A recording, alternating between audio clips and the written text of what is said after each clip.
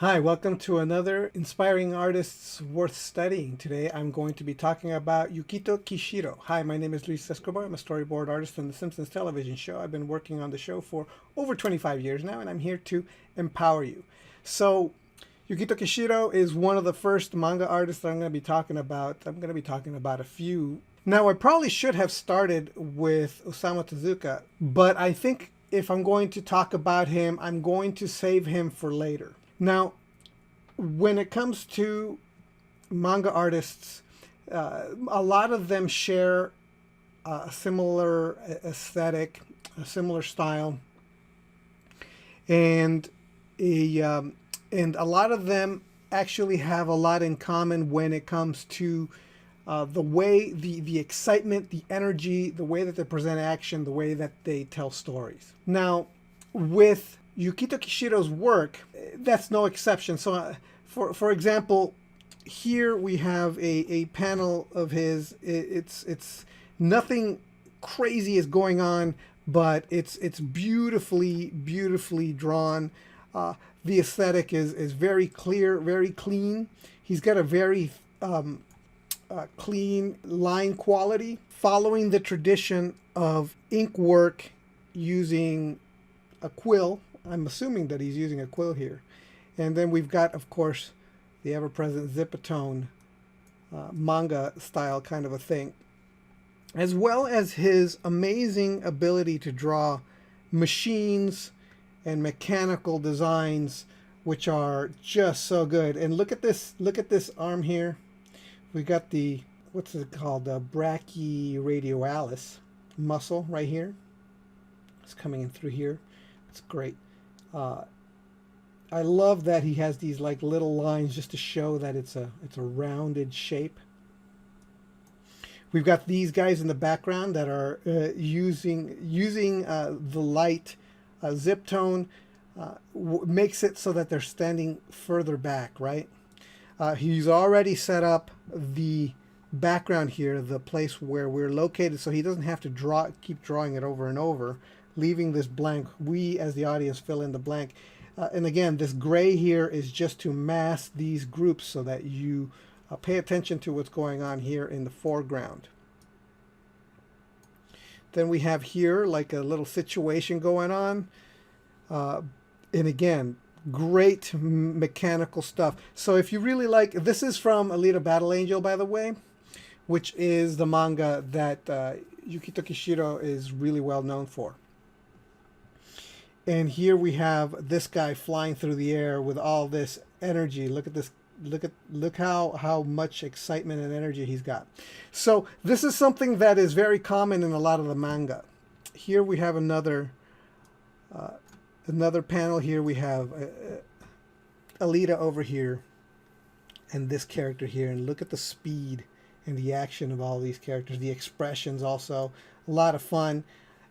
Look at this crazy, exaggerated punch and kick, and the cross hatching here, just to add some of the darkness, the underneath. We have here some action. She's tied up, obviously, and they're swinging through the air. Really cool, very great stuff. All right, so all of this is immediately one of the things that is worth studying Yukito Kishiro's work for. Now, the real reason, the thing that I'm going to focus on for him, though, is his eyes.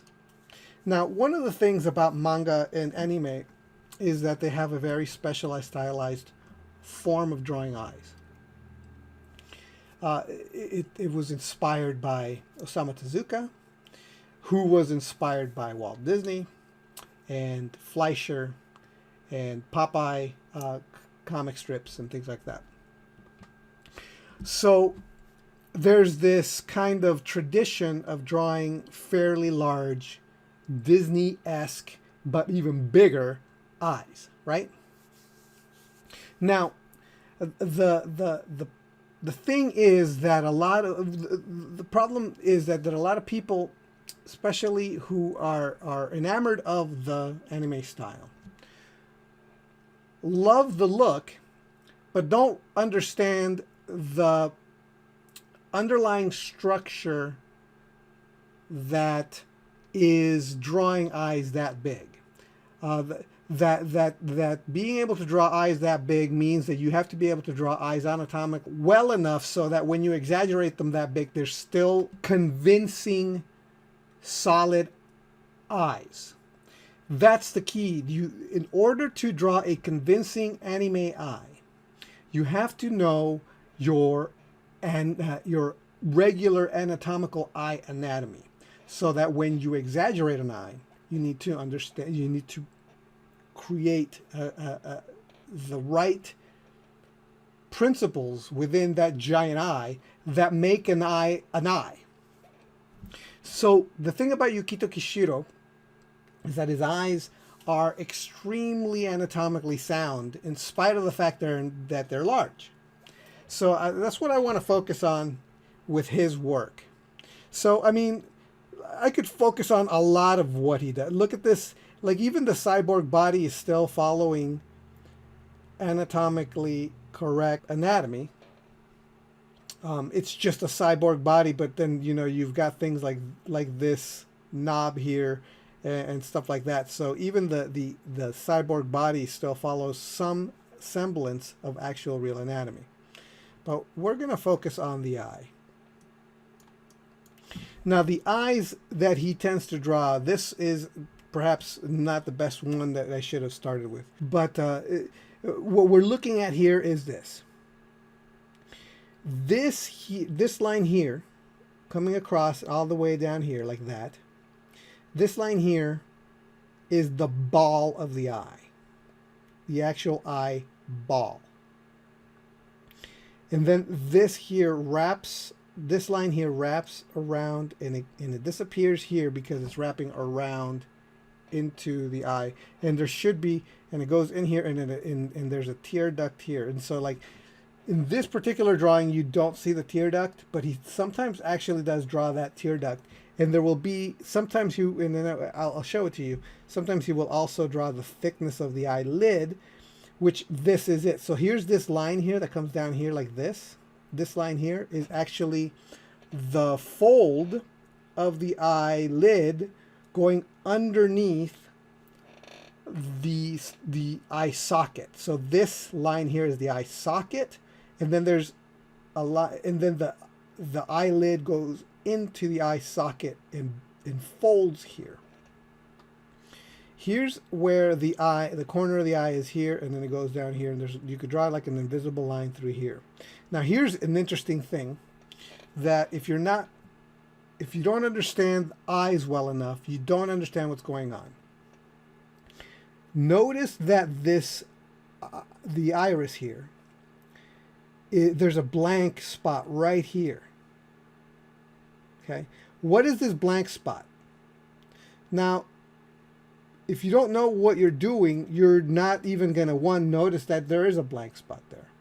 And two, if you did notice, you'd not know what the heck it is, because look, the iris goes and disappears in here. The iris keeps going, right? What is this then? This is actually the if you look at my eye, notice that shine right there. That's what that is. That is the actual fold. There's like a little stair step, and then so there's the eyeball, right? The eyeball, and then my eyelids have a thickness, and that little shine is the thickness of the eyelid, and then it comes down. He drew that thickness right here because he knows that that exists in a real eye, and this is an anime eye, but he drew the thickness of the eyelid because that's what happens in real life. And then on top, on the other side of that eyelid is where the eyelashes go. And that's exactly what happens in a real eye. The eyelashes don't start until it starts at the corner of the outside of the fold of that eyelid. Sometimes what happens in a more stylized cartoon eye or any kind of comic book eye is that the eyelash and the fold of the eyelid are combined into one group. This is often to represent, say, a woman putting on a lot of mascara and just darkening those eyelashes really thick to the point where it just kind of just looks like it's just thick black eyelashes. And so it's just an effect, right? But that doesn't stop it from having an eyelid that comes in and wraps around and comes around the eyeball, the ball, which is this. So here's another ball, and then this goes around it here. So let's take a look. And by the way, the mouths have a very similar kind of a thing where you've got, like, say you have the muzzle here, and then these lips wrap around and come around, and they attach down here behind this. So let's take a look at another one of his drawings here. Okay, so here we have yet another drawing, and oh man, unfortunately this is so small and pixelated, but we're gonna try to see it. So here we have the thickness of the eyelids here. You could see it right here that we have this line here. He actually drew that line of the thickness of the eye. And then once again we have the eyelashes come here. And then here, since we're looking she's looking down, what we've got is just, we don't see the thickness of this eye, we just see it curve and come around.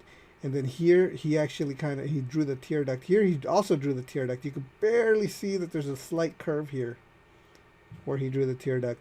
You can see here that he drew the thickness of the eye right there. So this is an anatomically sound eye. We have the ball of the eye here. We have the tear duct here. We have the thickness of the eyelid. We have here this line here, which represents the eye socket. The eye socket, both here and here.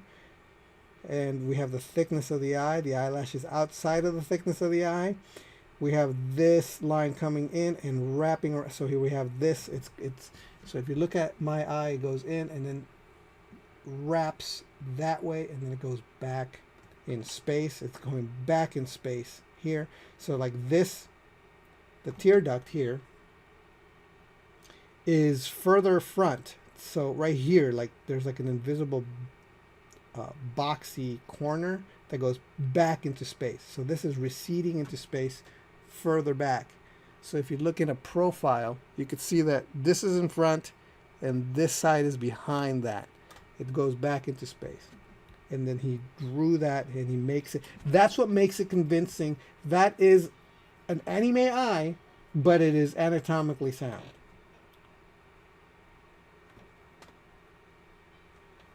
Finally, here we have a really good close-up of a good close-up of the eye, a good close-up of the face, so we could really see what I'm talking about here. So again, here, this is distinctly the eyeball. You could distinctly see that this is the eyeball. He combined here, this thickness here is a combination of the tear duct and just eyelash. It's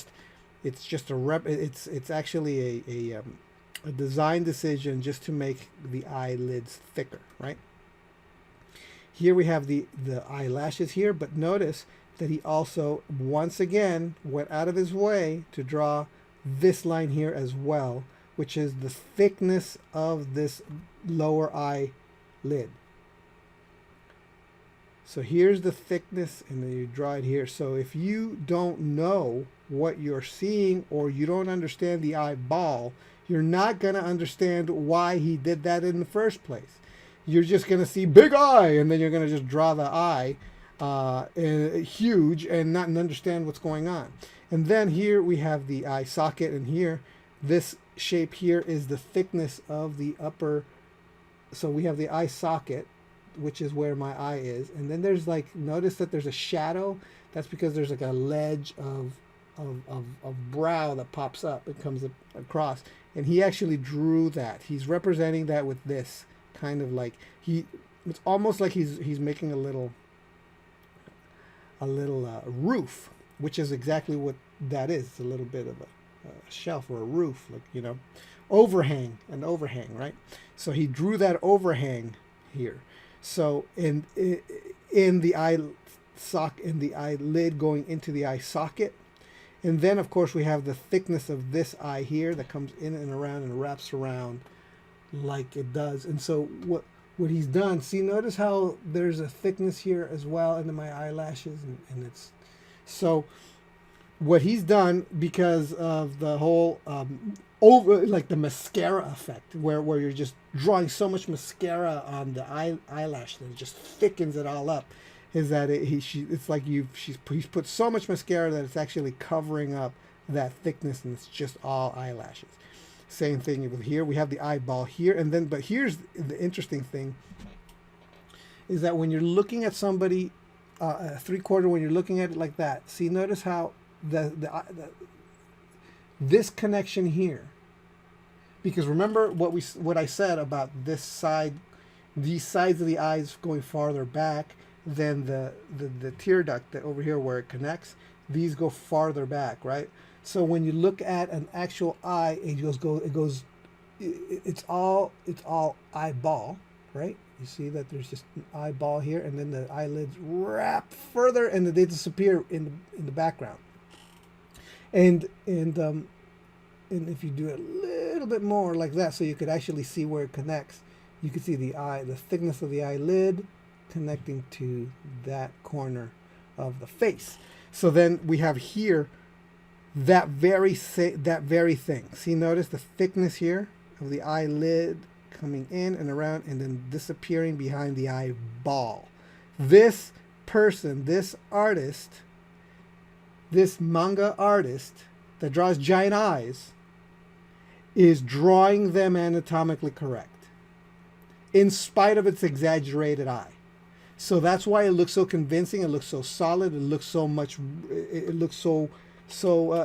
You could get away with it looking the way it does, because he's really good at drawing eyes, because he understands what eyes are supposed to be drawn like. He knows how to draw eyes well, and that is something that's so important when drawing in any way stylized or cartoony or whatever you're going to do. You first have to know what you're doing. You have to know the reality. You have to be able to draw them convincingly real, so that when you exaggerate them, you still apply all the rules, the things that make an eyeball, even in an exaggerated form.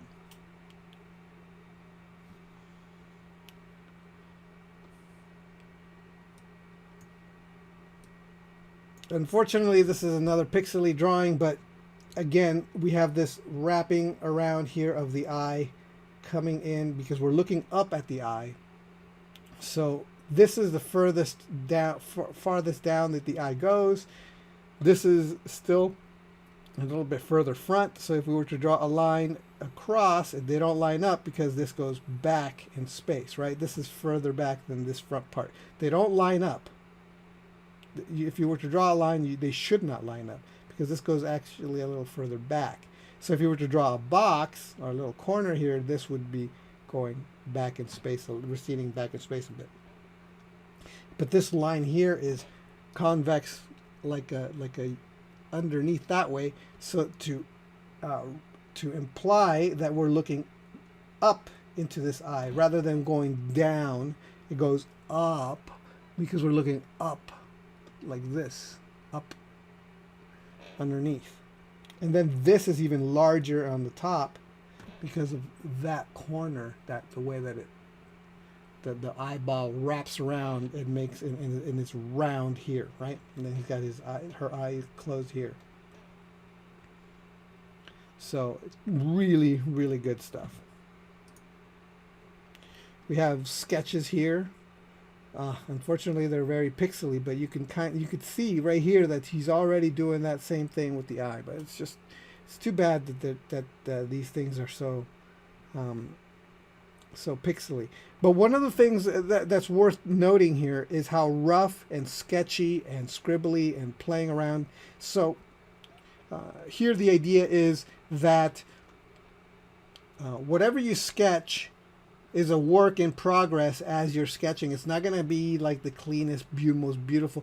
Like the final drawings like this usually are done after a very, very heavy sketch, going over it and fixing it and deleting but erasing things and making adjustments and things like that.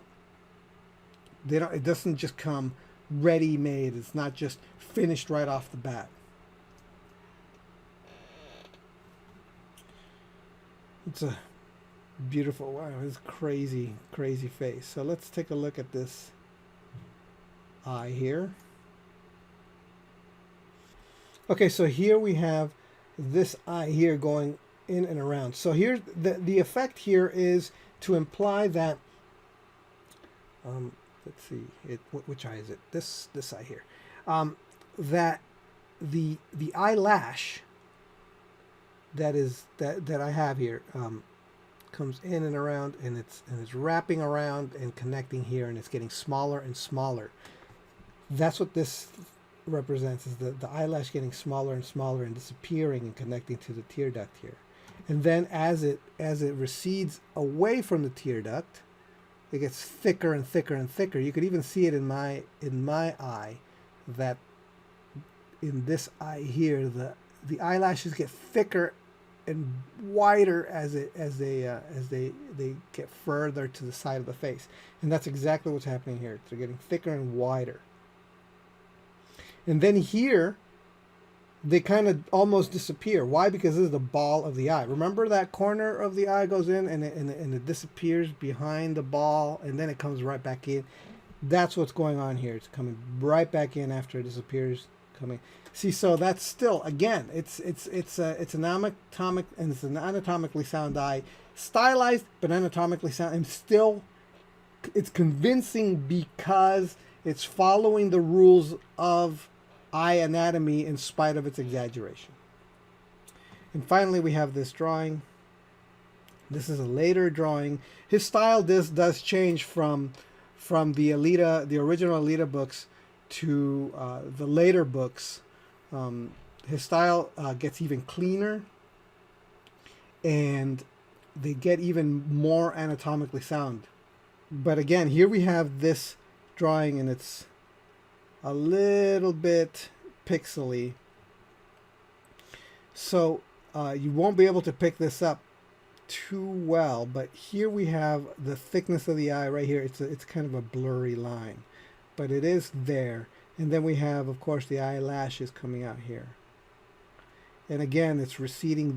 This is implying this corner here, these corners and this corner. They could draw a line here, and this is where, from here to here, they line up. From here to here, right? And then here, it wraps further back. As we have said before, the eye goes back further than this. So we have boom, boom. This is like, if we were to draw a line here, it would be this front plane here, and then right here, this is a side plane. And the eye recedes in space, recedes in space. We have the eyelid connecting to the eye socket here. This brow comes down here. She's doing this. So the brow comes down in front here, and then there's the space and a gap here between the nose and the eye. There's the tear duct area here that he left blank, but everything is connecting and going straight into that tear duct area, and he's just leaving it blank for stylized reasons. But that doesn't mean that it's not there, or that he's not implying that it's there, which is important. Again, the thickness of the eyelashes thin out here, and then they start to thicken up as it recedes further and away. Not too much. He's done it more in other drawings. In this particular drawing, he just kind of kept it a little bit thick here, but not too thick. So that's my take on Yukito Kishiro's work, and I highly, highly recommend you study his work.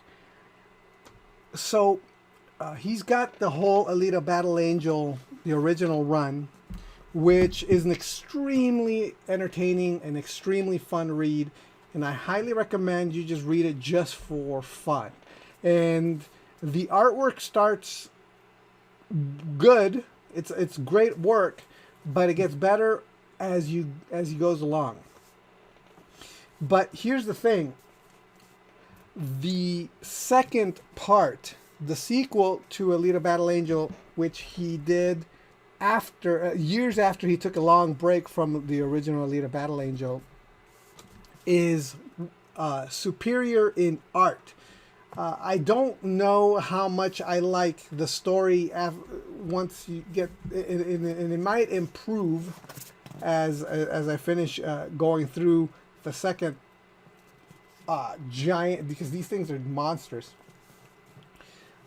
So far, after this, I thought this was pretty good. I liked it, and then it's kind of weak in the second part, so I haven't really gotten too much further. But again, this is really a really good artwork, especially when it comes to the way that he draws people. Of course, it's the way that the story and the action and all of that is all fantastic. But looking at the way that he's drawing eyes and why he's drawing the eyes the way he does them is worth taking a look at. So here's a drawing of her. It's just a gorgeous drawing of Alita and the way that his eyes are drawn. So highly recommend Last Order, which is what it's called, Alita Battle Angel Last Order Volume 1. This is the omnibus. This is Volume 2. There's like 4 or 5 volumes. So I have the original run of Alita. I didn't want to bring them all out because there's like 10 of them. But I will link to all of them, the Alita manga, so that you can take a look at it. But if for the better artwork, if you're looking for the better artwork, Last Order has better artwork. If you're looking for a really good read, the original run of Alita is a really great read. Last Order seems to be a little weak by the time you get to the second volume. I've kind of lost interest, which is why I'm kind of haven't made much further progress. But maybe it gets better even after a while, you know. So in any case, highly recommend studying Yukito Kishiro's work, and remember that when you're drawing in the manga and anime style, it's deceptive because of its stylization. The stylization of manga and anime is deceptive. There's an assumption that it's just stylized for stylized sake without any understanding of actual anatomy and actual face and head construction. And this is not the case. It is the case for some of the weaker artists where their eyes are all floating all over the place, and it's pretty obvious that they have no idea why they're drawing the way they're drawing. But people like Yukito Kishiro who know what they're doing, it's really obvious that they know what they're doing, and that's who you really ought to be taking a look at and paying attention to, so that you can more accurately draw better artwork in this style. All right, so thanks a lot, and I will talk to you next time. All right, bye.